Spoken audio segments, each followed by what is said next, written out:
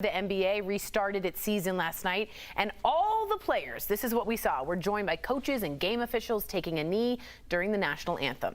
It happened at both games last night, and afterwards, this is what LeBron James had to say about it. Cat was someone who stood up when times wasn't comfortable, or people didn't understand, people refused to listen to what he was saying. It had absolutely nothing to do about the flag. It had absolutely nothing to do about the soldiers, that the men and women that keep our land free.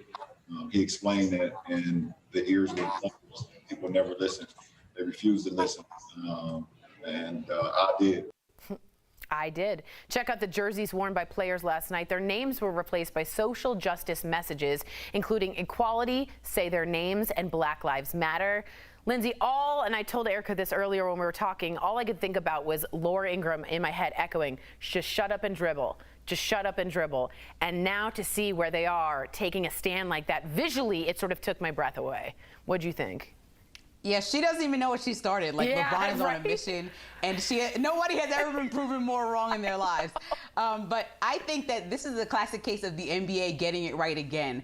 To watch what the NBA and the WNBA have done just in the last few days is amazing. The way that they're standing up from both coaches to players to staff, actually kneeling for, the preservation of Black lives in this country is super important. When we think about the timing of this, it's also so poignant because they're kneeling and thinking about everything that Kaepernick stood for on the final day of rest for Representative John Lewis, who we all miss and love. And I think that both of those messages echoing together while we're also standing for Black lives, when a lot of people were scared that the sports coming back would dilute the message, and this is an example that it absolutely won't. I agree. And Erica, you had a great point I want you to bring up about they're seeing themselves not as property. What were you saying? It was excellent. I think, people love sports, and that has been the big thing. We need sports because we need the escapism.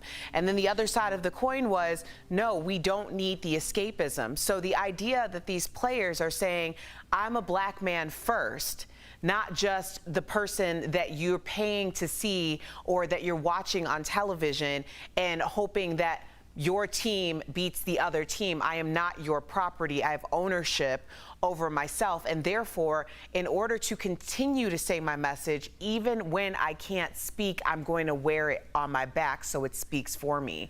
It's just incredibly powerful because people wanted sports for whatever reason, and sports can come back, but the message and the movement does not stop, and players in all sports are taking that stand or taking that knee. Wow.